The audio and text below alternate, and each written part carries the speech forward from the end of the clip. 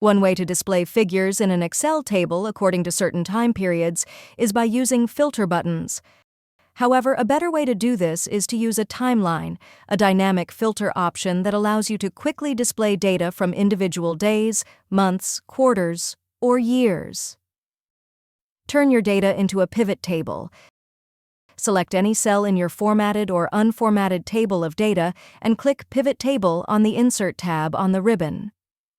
Then, in the dialog box, check that the whole range of data is selected, including the headings, and choose either New Worksheet or Existing Worksheet, depending on where you want your data and timeline to be. Click OK. In the Pivot Table Fields pane, check the fields that you want your pivot table to display.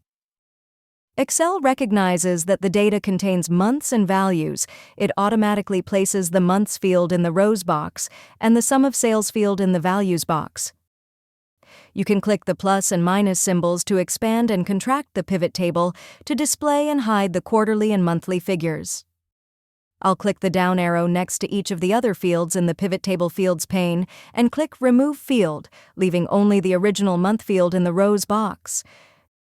Now my pivot table displays each month and the respective sales totals. Insert your timeline filter.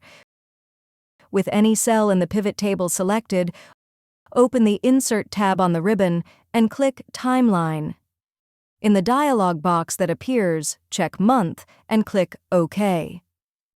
Now reposition and resize the timeline on your spreadsheet. You can now use the timeline to display selected data in your pivot table.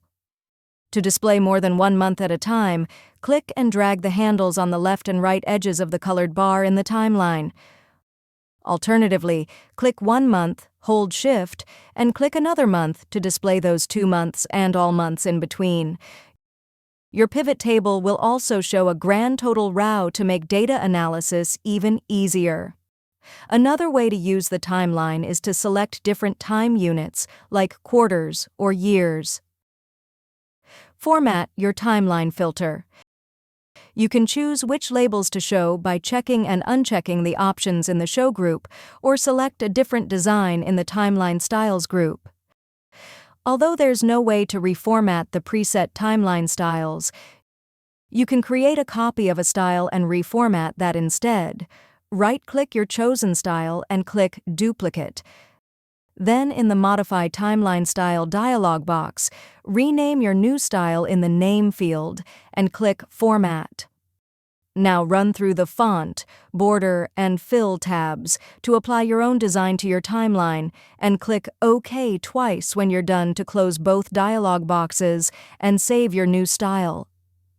Add a pivot chart. Select any cell in your pivot table, and in the Insert tab on the ribbon, click Pivot Chart.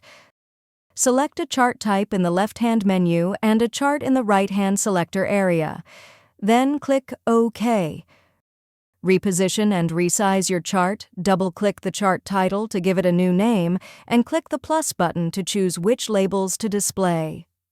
Now, select a time period on your timeline and see both the pivot table and pivot chart display the relevant data. If you found this video helpful, please click the like button and subscribe to our channel for even more helpful tutorials.